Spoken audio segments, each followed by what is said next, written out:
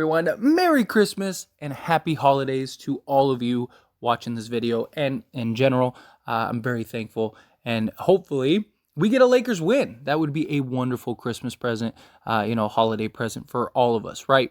Wonderful. LeBron James, Christmas highlights. He's got a ton of them. And he will also set the record for most Christmas Day games. So he just is stacking up the accomplishments. But obviously, when it comes to the Lakers, we're kind of in a bad spot, right? We're still within play-in range, right? We're only like 2.5 games right now of play-in range. We are playing the Dallas Mavericks, and LeBron James loves to play against Luka Doncic, and I imagine that this will be a very good game. And in my opinion, I think it's a very winnable game. But in general, we all were hoping for that Christmas gift, some sort of trade that made us better. And instead, we got unfortunate news of Anthony Davis and his injury. Although I guess you could argue that we did get some bright Christmas news because Anthony Davis appears to not be as bad as it was, that he is very likely going to return at some point this season. Hopefully it's not too far from now, but a week or so from now, they will be doing a reevaluation on Anthony Davis, test his leg or his foot, and kind of see if they can ramp things up so he could return. And then maybe we could go on a run, go on a push. And I would hope that Rob Pelinka is continuing to try to find trades and doing his due diligence and trying to do something to upgrade this roster, because the roster really does need an upgrade. And there's not really anything out there in free agency next season that's really going to turn us around. Maybe Kyrie comes. He may or may not come. And do you really want to put all your eggs into that basket, especially with the Nets kind of having this new sort of life since Steve Nash left? They've been one of the best teams in the league, top 5 in offense, top 10 in defense since Steve Nash left. Kyrie Irving has been great for them. Kevin Durant is just playing out of his mind right now, and it's incredible to kind of see that sort of turnaround. Because it's a team that many people believe, like, hey, this could be a legit contender, and they are starting to look like that. And so if they continue to have success, it's very likely that Kyrie Irving could end up leaving or not leaving the Brooklyn Nets and staying with the Nets.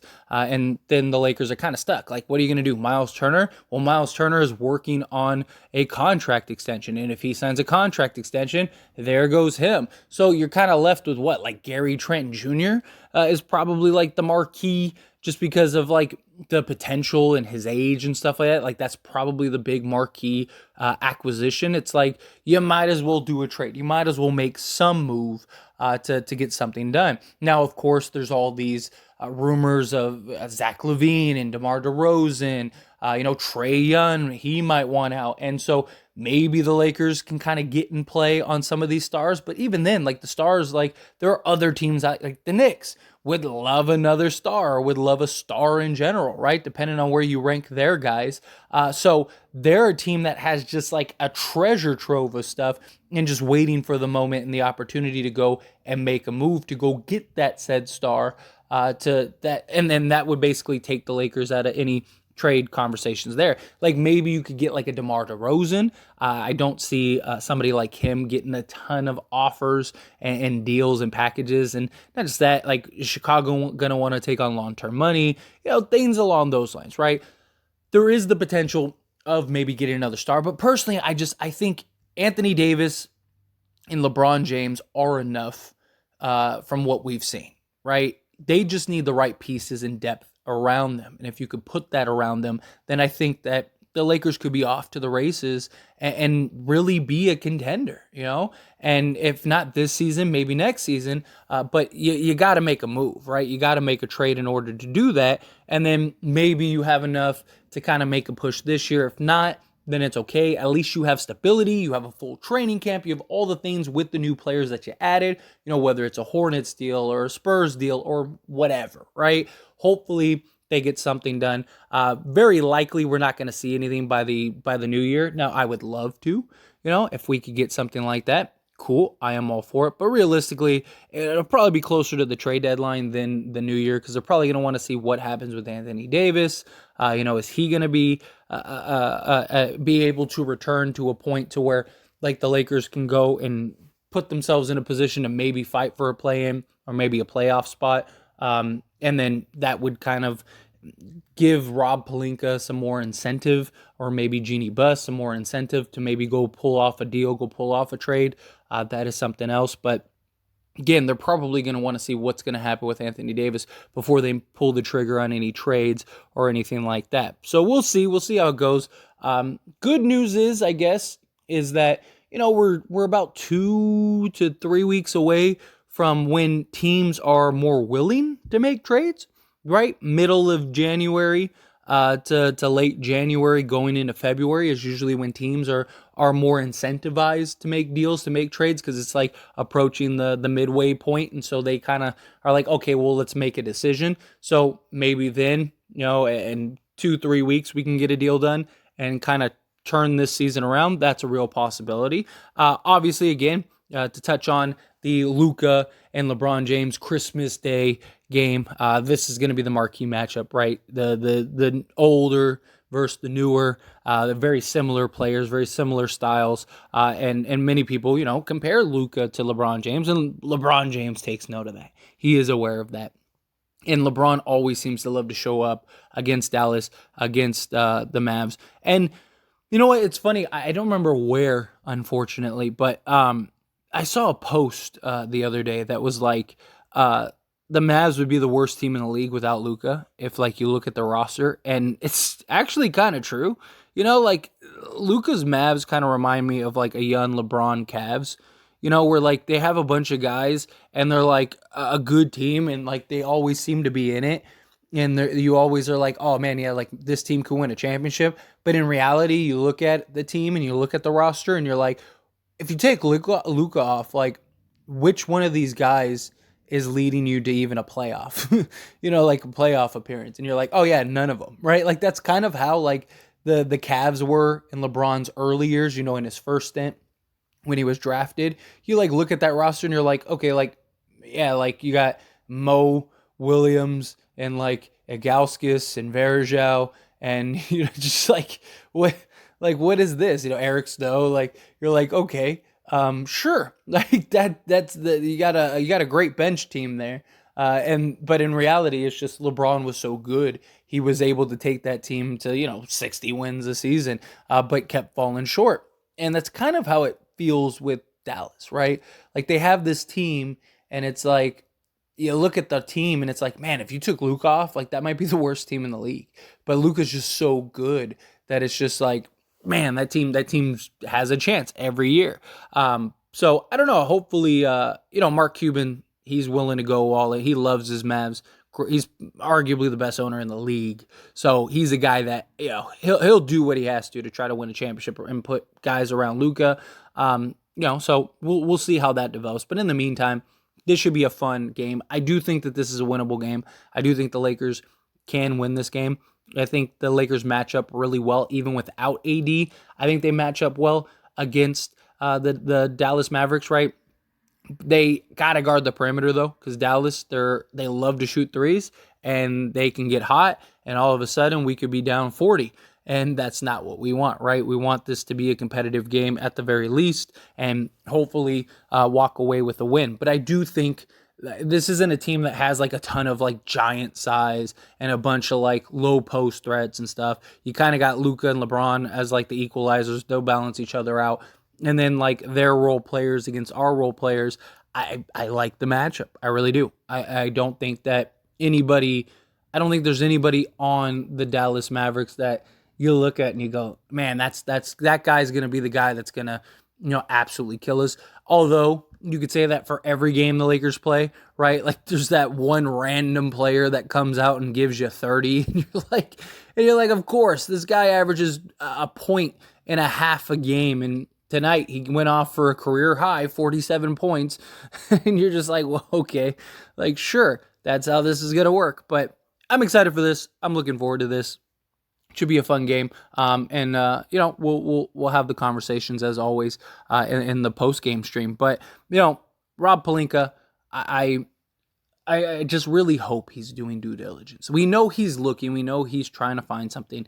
He's remaining patient. And look, as much as we like to go do this, go do that, get this trade done, get that trade done. we don't know what's going on behind the scenes. We don't know what the conversations are. We don't know, how close he is to doing a deal, how far he is. We're just going off of our own emotions and our own feelings. And at the end of the day, like Rob Pelinka is at least doing his due diligence, which is good. Granted, you can make an argument like that's the bare minimum, right? Like that's your job, is to do your due diligence. But it takes two teams to tango. Right, we all wish that like Rob Pelinka could call, the Pacers and be like, "Hey, we're gonna give you Russ and 1 first for Buddy Hield and Miles Turner, and that's it.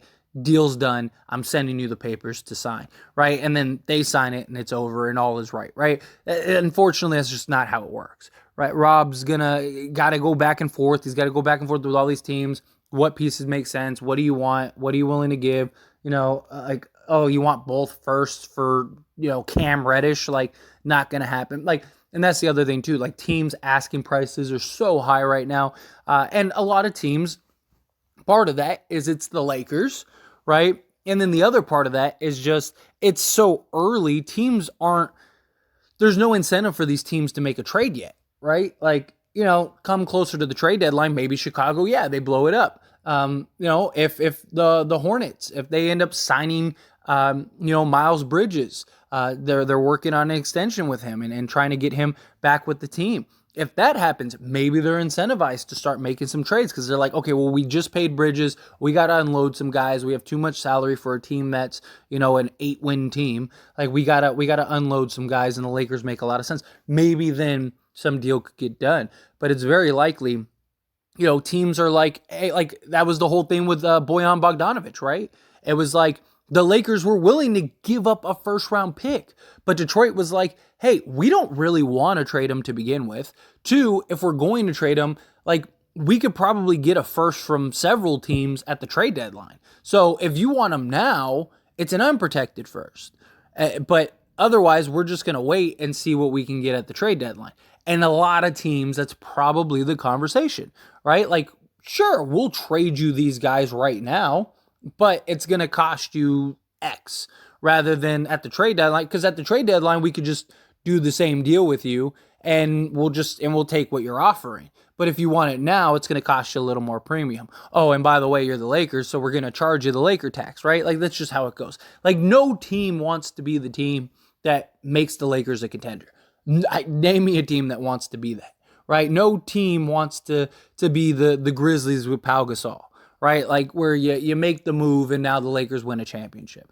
That's something as well to keep in mind. But in general, we got the team that we got right now, right? Whether they trade Russ, keep Russ, whether he can continue to play his play, Anthony Davis. Hopefully he comes back and he's good to go and we can kind of make a push. LeBron, hopefully he can stay healthy and continue doing what he's doing, which is just absolutely incredible, by the way. I mean, at 38 years old, year 20, dude's still averaging 30 points a game and just he can't control a game like he used to, right? Like, 10 years ago, LeBron James, I mean, even 5 years ago, right? LeBron, he could control a game start to finish. Like, he by himself could win you a game. And he doesn't have that in him anymore, which is understandable because he's, 50 in basketball years. But he's still good enough to where he's still a top 10 player at the worst. Like, you can make an argument he's even higher, maybe top 5, top 7. Not very many players better than LeBron James even now. And at the end of the day, if they can get healthy, we saw you have 2 top 5, 2 top 10 players in the league and arguably the best player in the league in Anthony Davis. Those 2 are good enough, especially if you can get into the playoffs. Get to the playoffs, trust those 2 to kind of lead the charge and lead you to the promised land. I'll take my chances. You know what I mean? Like, now, obviously, again, I'd love a deal. I'd love a trade. And hopefully we can get something. Maybe we get a Christmas miracle today and we get some sort of deal. But realistically, they're probably not making any moves on Christmas or a couple days after Christmas. So don't look forward to that. But anyway, as always, this is a discussion. So I pass the question on to you. Let me know your thoughts and opinions down in the comment section below. What do you think? Do you think Lakers are going to get anything anytime soon? Do you think they won't? Or do you think the Lakers get the win tonight? Do you think they won't? Whatever your thoughts are, however you feel, I'd love to hear them. Let me know down in the comment section below. And again, Merry Christmas, Happy Holidays. Thank you all so very much. Seriously, everybody, you guys are just so incredible. What I've been able to do with this channel and accomplish in such a short period of time. I'm really excited for the future here, and it's all thanks to all of you. So, again, I hope your holidays are wonderful, special. I hope it's safe. Please be safe out there, and I will see you all in the next one.